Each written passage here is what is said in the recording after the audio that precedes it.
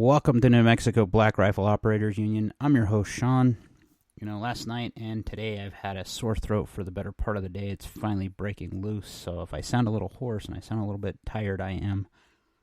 But I thought I would give a short podcast, if not a full one, about what's been going on in the world of the 2A, and I mean legally. So the Fifth Circuit Court, actually I think it's the Fourth Circuit Court, it's the Supreme Court district that rules over Texas, so I think it's the Fifth Circuit one, has stayed the FFL rule that the ATF was trying to put out. If you didn't know what that was, it meant the ATF had put out for discussion, I guess it would be, or for comment. That's what the word I'm looking for. For comment, where they would actually, what the ATF does. So let's go back and start from the beginning here.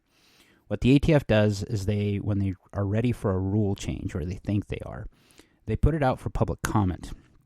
And public comment means that you can actually comment on the rule and say why it's unconstitutional, why what they need to change so that they will fix it, hopefully.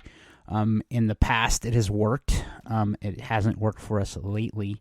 The ATF keeps pressing on with their rule changes regardless of this. We're facing that battle with the pistol brace rule.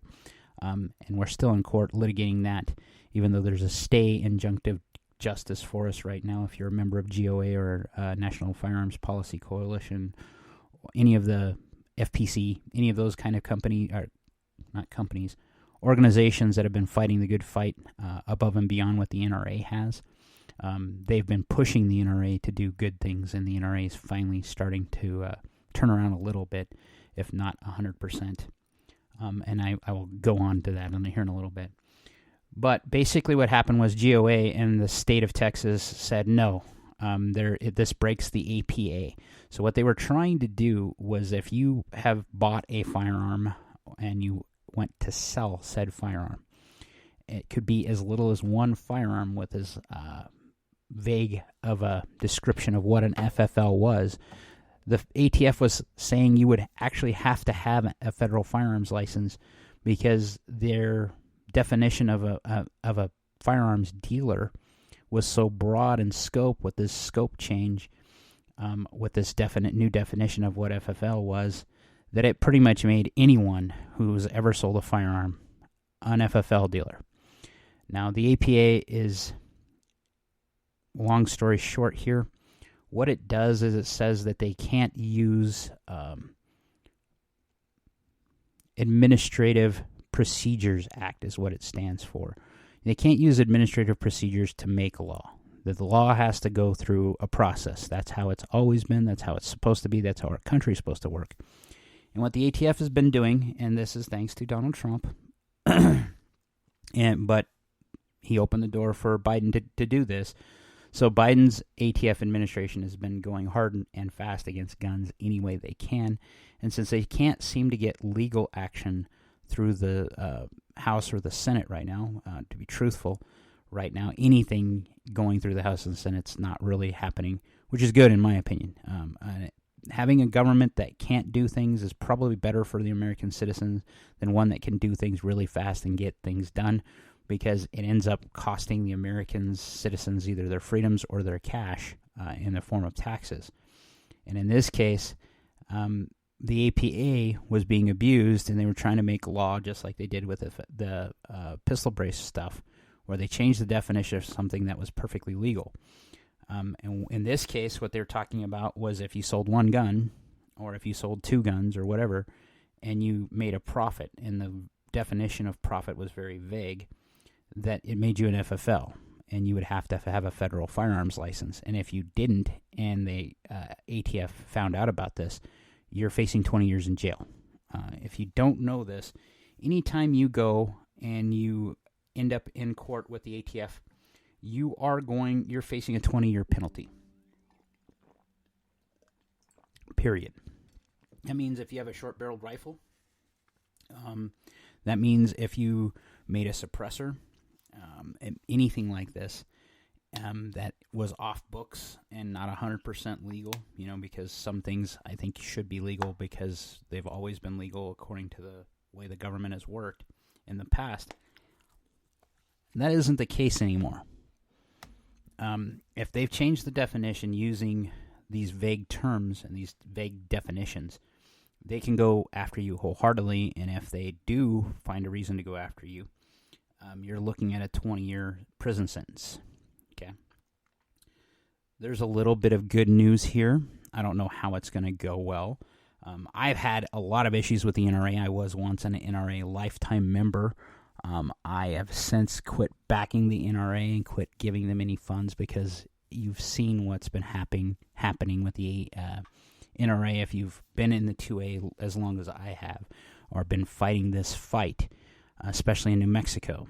I will say this, though, the NRA is usually the only ones you see in the roundhouse as far as organizations trying to get people rallied around to speak about what infringements they're trying to push on the American people. Well, the NRA stepped up, and they're going after the 7-day waiting period in New Mexico. If you don't know, Wednesday of this week, the 7-day waiting period goes into effect for purchasing a firearm. Regardless if you've passed a background check or not, the only loophole to this is if you have a concealed carry permit, you don't have to worry about this. You can walk out with a firearm the same day, because that was a provision that they'd got into the law in New Mexico. What's interesting about this is talking to New Mexico San Juan County Sheriff, he said this is kind of unenforceable because they don't actually tell you when the 7-day waiting period started, who actually has to have a 7-day wait. So you could literally go in and say, yeah, I've waited 7 days before I had this background check processed, and that would be legal. So there's some good and bad in this. We've had waiting day periods, nationwide. I remember this very clearly when I bought my first pistol, having to wait 7 days for a gun, which to me doesn't seem like a big deal unless I was actually, being threatened and needed it right then and there. I personally don't think you should have to wait. It's a piece of property. You should be able to get whatever you want. New Mexico is fortunate in one way, that we do allow CCWs to go ahead and clear their background check and take the weapon into possession right away. We're also fortunate in that there was enough of a stink in the roundhouse session this last time that they didn't get 14 days, they got a 7-day. Okay, that could change because there is another special session that's supposed to happen in July, conveniently after the New Mexico primaries, so that it can allow people to that are in the roundhouse to focus on their elections and see what they can get done to get reelected. New Mexico is behind the blue wall.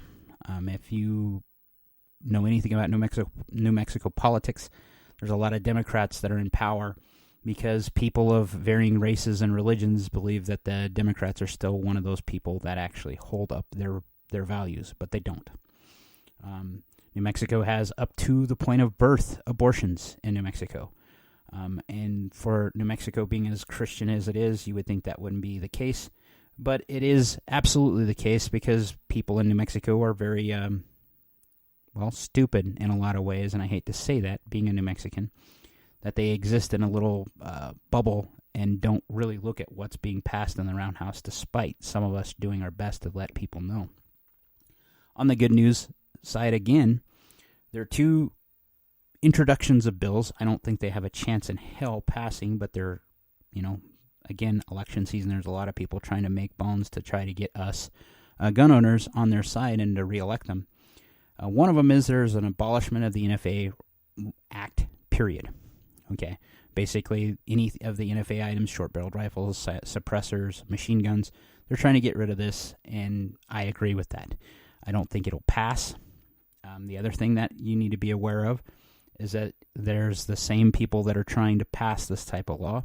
There's the counter to that in the House and the Senate, both places nationally, and they're trying to pass a bill to ban 50 caliber guns, period. I don't agree with that either. And the reason why is a 50 caliber is not used in crimes. The average 50 caliber is about $3,000 to $10,000 for just one that shoots a single bullet. I don't see anyone in the ATF having to worry about guys having 50 calibers on the streets. those that are trying to ban the Glocks, like New York, they're trying to ban the Glock pistol because it's the most ubiquitous pistol in the United States, and that some guy in China has found a way to import the Glock switches, which just shows that the genie for gun control has been out of their purview for a long time. With modern technology, people trying to say you can't own something is kind of stupid, because you simply put, the technology's there, the files are there. If you know where to go, you know what to do, and you're willing to do it, you can absolutely make a gun an illegal item pretty quickly, either by machining a suppressor, making a short barrel rifle into existence, or something like making a Glock switch. Now, if you don't know what it is, there is such a thing as a Glock 18, and a Glock 18 was something that was put out for law enforcement in Europe specifically, to give them the ability to have a fully automatic pistol. Now, the idea there was that it would, if you couldn't carry a submachine gun, and it looks weird having to carry a submachine gun in European settings, you could carry a pistol pretty unobtrusively and then be able to use it as a submachine gun if you needed to. Now, if you ever fired one of these, which I haven't had the pleasure of firing, I've only seen people use them, that's not really practical. Think about your average pistol. Okay, your average pistol has about 15 to 18 rounds, okay? To make it effective as a submachine gun, you're going to need more rounds, because you're going to have like bursts of fire and strings of fire. And the idea here is you're getting more rounds out, so you're going to get more on the target if you know how to mitigate recoil from the gun. So the idea was you'd have this pistol that you could fire fully automatic as suppressive fire, or to actually get rounds on target. Coleon Noir did a whole video on the Glock 18, basically. It's a Glock 19 converted into an 18.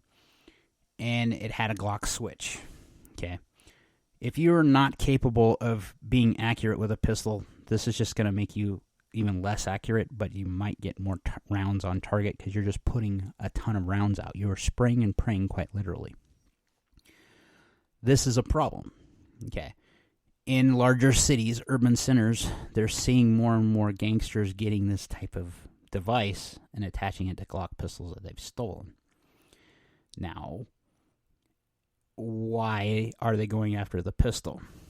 The pistol is, the Glock 19 specifically, is probably the most owned pistol in the United States next to the 1911, if not overtaking the 1911. And it is the one that a lot of people use for self-defense and concealed carry. And with good reason. It's a good pistol. I own a Glock 19. Okay? I would, if I had to pick one pistol, it would be a Glock 19 or my Glock 26, because I can use up to those 30-round magazines or 33-round magazines in either gun, but I don't have them. Because to me, the long extendo magazine just doesn't fit right for my hand or the type of shooting I do. Because if I'm going to need that many rounds, I'm going to go to like my PCC, which would be my MP5, or I would go to, an AR-15 or a Kalashnikov instantly. Because if I need more than, 15 rounds, I'm going to go for a rifle. And truth be told, if things get really hairy in a self-defense situation, I want a rifle before I'd even consider a pistol as the only means to do it. And that's because I'm more accurate, I have more rounds, I know the manual of arms, or the battery of arms, whatever you want to call it. The manual of arms is what it is correct term. I know the manual of arms of the rifles better. I'm not saying I'm a bad pistol shooter. I've taken lots of pistol classes, lots of carbine classes, and I have learned that 9 times out of 10 you're better with a rifle anyway. That's why you should probably be able to have it. And that's why there's a lot of press to keep you from having it. If you look at what's going on in the world today, you have to ask yourself, why are they so hard-pressed? Is it really because of crime? Or is there something else, some other agenda? long time ago, I have come to the conclusion that I'm going to do what's right for me. Laws keep citizens safe. If they're already legal people do legal things. So criminals don't follow the law, period. I'm not a criminal. Never been a criminal. So why would I worry about breaking the law, is how I see it. That said, I know that the law is being weaponized, and most of us that, are in the 2A right now, we can see that. It's been that way for a while, and we're just now seeing it very glaringly with the Trump trials and all these other things. We saw it really big with COVID, or at least I did, where we step away and say, no, enough's enough. And I'm of that volition now. I'll keep you updated about what's going on, but I don't expect a lot of you guys to just actually give up these items anymore, because as much as I think we're all trying to be on the straight and legal, narrow path there for legal terms, we've given up on the law actually benefiting us or doing what is necessary. Anybody who's lived in rural areas of the United States knows that in response by times being what they are, and I've spoke about this a lot, you need to be able to defend yourself because you don't have 15, 30 minutes for an hour for law enforcement to get there. And while I am not demonizing law enforcement in general, I'm saying there's not enough of them for you to have to count on them 100% for your life. And your life means a heck of a lot more than what the government's willing to accept. Okay? Like, share, subscribe. Most importantly, be great.